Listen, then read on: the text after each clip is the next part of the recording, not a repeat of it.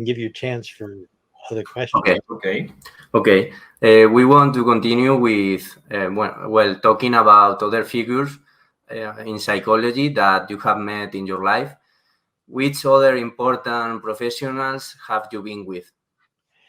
Well, I mean, I came along at an interesting time. I've already mentioned Fred Keller and Nat Schoenfeld, my teachers.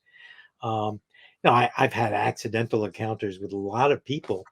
Actually, the things that I'm more willing to, more interested in talking about, as I've gotten further and further involved in the biological end of things, and thinking about behavior in terms of selection, I've gotten more and more interested in Darwin, for example. And of course, I never could have met Darwin. He lived in the 19th century. Well, in Skinner's early work, it sort of sounds like you're reading a physics kind of science. There were laws of behavior, and there were psychologists like Clark Hull who were writing equations. And the model science for psychologists was physics, because there was all the sensory stuff and this work on vision and on hearing, and you had to know acoustics and you had to know optics. And so the way people wrote things and dealt with things were like they did in the physical sciences. But there are two kinds of sciences. There are the sciences that are sort of universal. Presumably, the laws of physics hold throughout the universe, and we've done pretty well in figuring out things that are going on in other stars and other galaxies.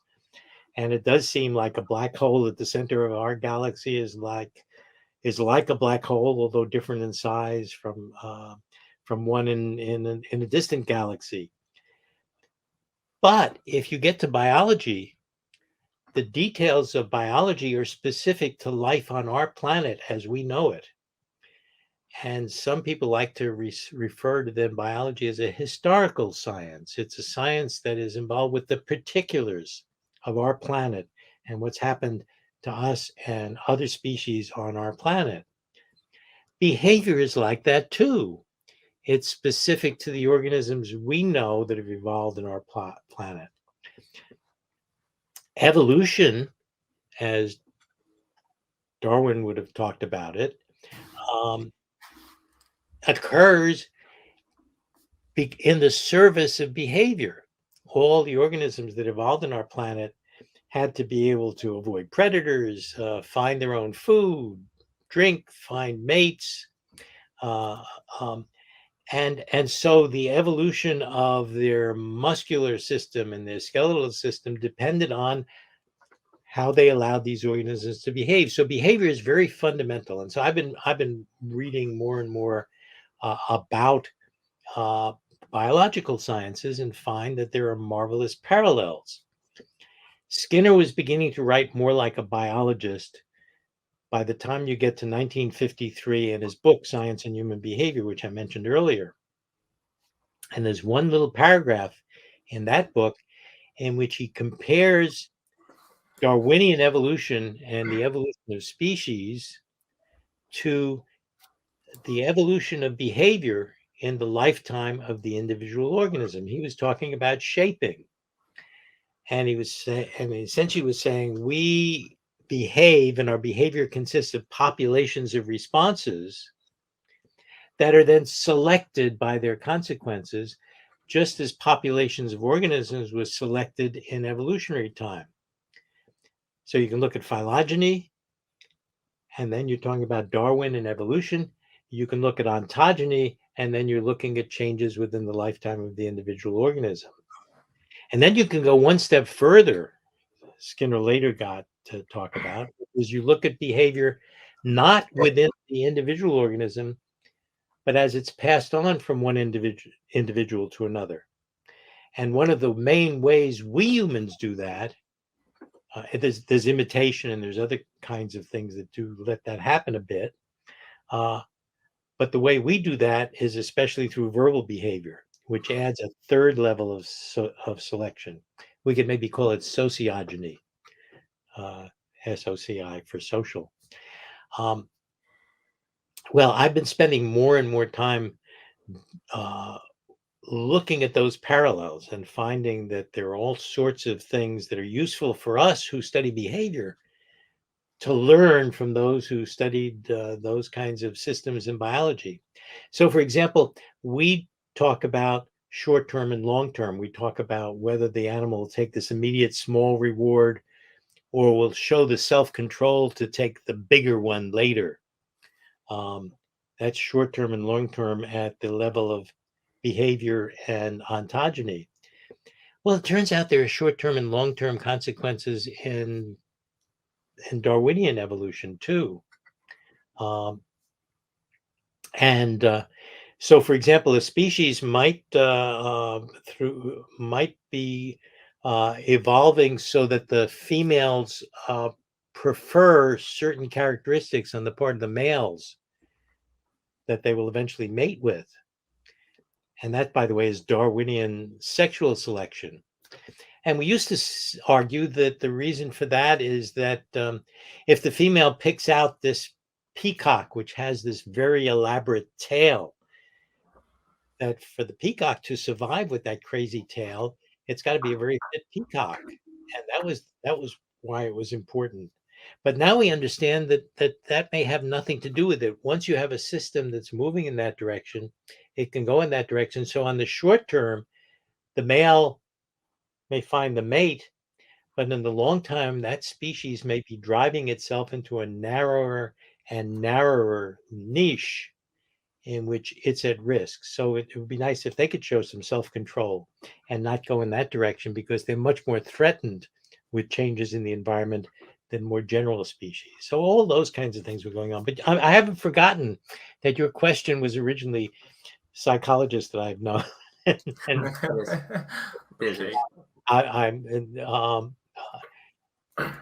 but I've some of my interactions have been of a different sort. I was really lucky to have a sabbatical year I spent in England, and during one period of time while I was there, while my wife was off doing other things, she was interested in genealogy, I had an opportunity to visit Down House in Bromley in Kent, which was Darwin's home. Okay. And one of my colleagues at UMBC was in the history department, but studied the history of biology. In the year or two before I went there, she had spent a year studying Darwin's notebooks. Mm-hmm. And so I went to Down House and I entered it. It's the place where Darwin worked after he returned from the Beagle. And when I went there was nobody there. People don't go there very often. It's not out of the way. The door was open. There was a little box for putting in a little donation to support the thing. And the curator came out from the back, and I introduced myself as a colleague of Sandra Herbert, who was the biologist who had done her sabbatical, and he welcomed me. And he said, well, come here. And all the rooms had these things, you know, in museums where they have these little things you can't go in, and he unlocked. He said, let's go in here. And we walked into Darwin's study. Wow. Now, you could tell me I might have had the opportunity to meet some famous American psychologists from time to time, and yes, I have at one time or another. I've met some of them, often in passing, not to interact very much. But being in Darwin's study was like nothing else. And we walked into the room, and he began handing me that. And this is one thing that he brought back on the Beagle. And this is another thing. And he was letting me handle the stuff. And he said, by the way, there's his chair. Would you like to sit in Darwin's chair? In Darwin's chair in Darwin's study. It's one of the few times in my life I felt the hair rise up at the back of my neck. And was it comfortable? It was. I mean, they took good care of it. It was just a marvelous experience. It certainly matched just about any time in which I met people as individuals. Of course, it was an amazing thing to meet Skinner and eventually be in the position where I was actually doing things with him, running the laboratory for him. Who else? Well, yeah, I've met I met some Nobel Prize winners, because at Harvard these people would be coming back and forth all the time. There was a guy named George von Bekeschi who got a Nobel Prize for his work on the ear and how the inner ear worked. That was impressive. There were others whose names are well known that I was less impressed with. George Miller was there when I arrived as a graduate student, and he had a fantastic reputation, and I was interested in his work. But as he moved away and became more and more on the cognitive side of things, I was bothered. So I did know George Miller well enough to be able to talk with him, because I was a graduate student and he remembered me as a graduate student. He once gave a talk at it was the inaugural meeting of the American Psychological, the Association for Psychological Science, which became a separate organization from the American Psychological Association. And at the keynote, he gave a keynote talk in which he talked about Skinner's verbal behavior as a stimulus response theory. Well, Skinner's verbal behavior is not a stimulus response theory of language. And so I saw him after the meeting, and I chatted with him a little bit, and I said, you know, I can't quite understand it. In your talk, you know Skinner's work, and yet you described it as a stimulus response theory. And he looked at me and he shook his head and he said, Charlie, what difference does it make? And that really troubled me, because there is in science this thing we sort of appeal to, of at least getting it right and citing things accurately. I think if you go through Chomsky's review of Skinner's verbal behavior, you'll find that he inaccurately describes many things that are in that book. He's looking at it from the perspective of a structuralist who doesn't, who isn't into the functional kinds of issues that we behavior analysts are interested in. And that stuff can be as damaging in science as the fake news can be damaging in politics, which is the thing we all worry about. So, you know, if you want yes, I've met, it's been very satisfying to have met lots of different people. I was at Harvard. I wish I had spent some time getting to know E.O. Wilson, the biologist. I might have actually, but you know, now I could start talking about people who are just a little bit ahead of me. And actually it astonishes me when I realize how little time separates me from these people. Charlie Furster was a wonderful contributor to things. He wrote the book Schedules of Reinforcement with Skinner, and was involved in many of the important methodological innovations.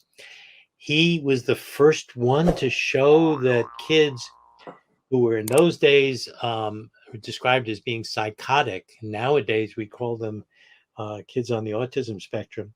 He was the first one to show you could get them to press something, to make something happen. The psychologists were all astounded, because these kids were supposed to be trapped inside their heads, and to show that anything in the environment could make a difference to them was a major step forward. And so he could be regarded as the founder of these kinds of applications of behavior analysis. Og Lindsley was also one. He preceded me as one of the people to set up the demonstrations for Skinner. He started out actually at Brown University. He was going to go into sensory psychology, but he wanted to go on to the graduate school there, and they had a policy that somebody who was an undergraduate there couldn't go on there. And so he ended up having an opportunity to get a fellowship at Harvard, and instead of getting into the sensory stuff, he ended up getting some support by working for Skinner, and he became converted to the behavioral thing, and started methods of recording data, and and working with psychotics, adult psychotics in psychiatric institutions, and doing a whole wealth of things. He was also a very funny guy. He had a remarkable history. He flew in the Air Force during World War II and was shot down in one of the early air raids, a place called Ploesti. And he spent most of World War II in German prison camps. And so, in some ways, he as a person, he reminded me of Kurt Vonnegut, the author. I don't know if you folks are familiar with Vonnegut, but well, who else? There was Murray Sidman. Murray Sidman did a vast amount of research, not just on avoidance, but later created equivalence classes, and upon which other people built. So yeah, it was always fun and